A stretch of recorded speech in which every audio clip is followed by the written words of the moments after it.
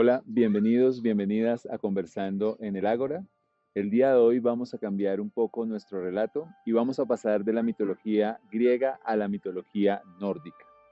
Y quiero contarles que aunque sus relatos son de tradición oral y pertenecen al pueblo escandinavo, lo cierto es que los mismos fueron recogidos en la Edad Media por los Edas. Aún así, aunque los cristianos fueron quienes recopilaron en gran medida estos relatos, siguen conservando fuerza y son inspiración de gran parte de la literatura fantástica que conocemos en la actualidad. El mismo Tolkien, con su Silmarillion, del cual hablaremos en algún momento en este programa, se va a inspirar precisamente en esta mitología. Al igual que ocurre en todos los relatos y en los mitos, tenemos que hablar del origen del universo, del origen del mundo. En un primer lugar existían dos escenarios, dos tiempos, dos universos. Uno conformado por el fuego, Muspelheim, y otro conformado por el hielo, Niflheim. Entre los dos había un gran vacío.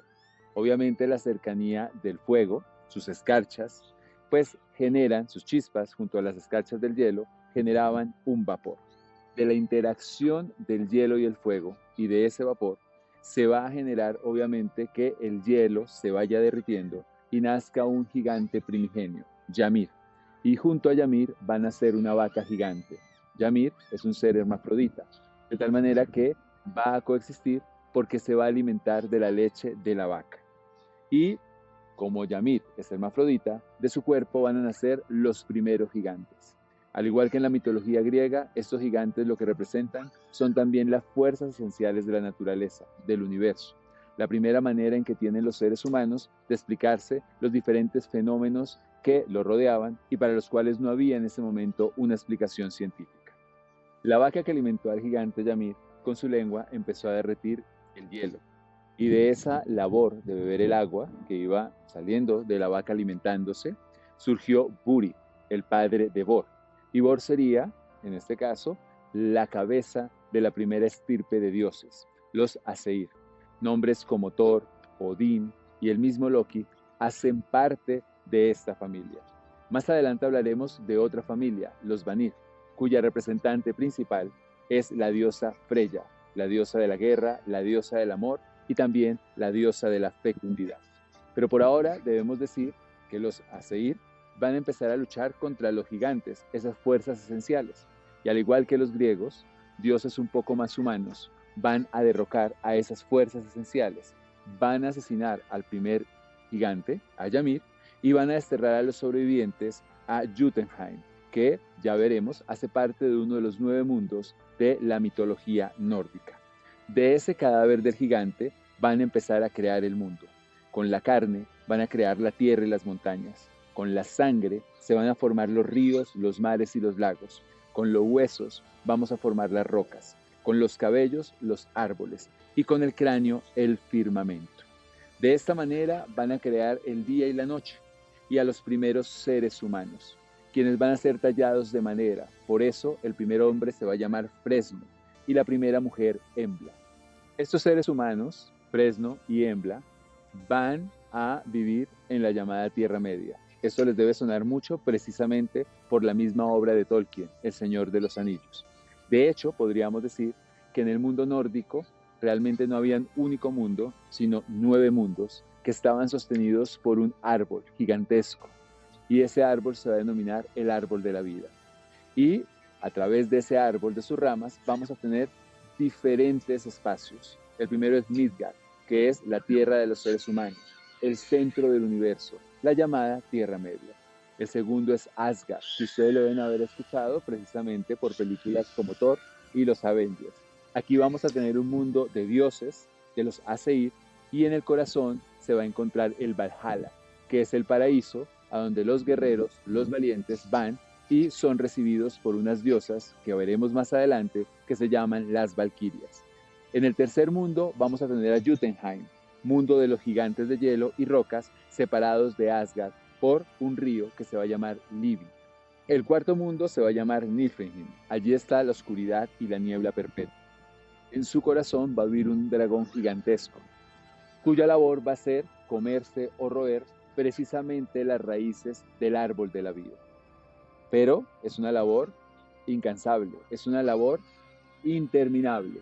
Pero finalmente, también en el mundo nórdico, todo tiene un principio y un fin. Y este dragón, pues, presagia de alguna manera también el final de ese universo que han creado los mismos nórdicos. El quinto mundo es Helheim, mundo de los muertos. Allí la diosa Hela, hija de Odín, es quien lo gobierna. Si al Valhalla van las almas valientes, las personas que merecen el paraíso, en el infierno, en Helheim, donde está Hela, están las personas que por su comportamiento merecen sufrimiento y que se han portado mal en el mundo. El sexto mundo es Muspelheim, hogar de los gigantes de fuego. El séptimo mundo, Alfheim, mundo de los elfos y de los seres etéreos, luminosos y oscuros, porque en el mundo de los vikingos, en el mundo de los escandinavos, en el mundo de los nórdicos, todo se dividía en luz y oscuridad. No obstante, hay otro mundo que es Svartalfheim, que es allí aparecen los elfos oscuros y los enanos, serían una especie de enanos nórdicos muy parecidos también a los que nos vamos a encontrar en los cuentos de Tolkien. Y finalmente vamos a tener a Vanaheim, mundo de los Vanir, ese segundo clan del cual hará parte Freya y que más adelante nosotros hablaremos de ella. En este mundo de los vikingos, en este mundo de los nórdicos, vamos a tener un principio y un fin, porque los dioses estarán destinados a una guerra que está predestinada. Personajes como Odín, como Thor, como Loki, estarán en una carrera frente al destino. Ellos saben que son poderosos, que son el corazón del universo, pero también saben que pronto llegará ese final, porque precisamente está vaticinado por el mismo Odín, quien tiene el dios de la evidencia, que un día el mundo tal como se conoce debe terminar.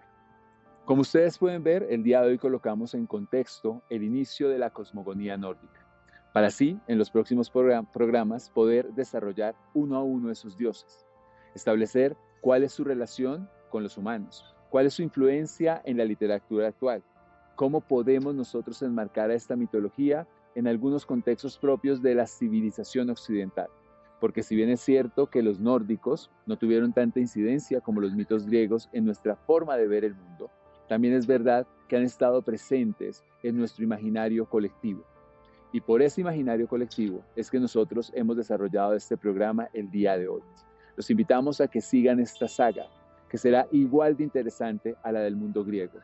Nos esperan 3 programas adicionales en donde la batalla por el predominio de ese universo, por llegar a un punto definitivo que es el Ragnarok, que es la especie de apocalipsis en el mundo vikingo, pues va a ser desarrollada aquí, en Conversando en el Ágora. En la edición y la producción, Mateo Burgos, quien les habla, Jorge Iván Rincón. Suscríbanse, denle a la campanita, denos likes, hagan comunidad. Esto es Conversando en el Ágora. Y nos empezó a llover.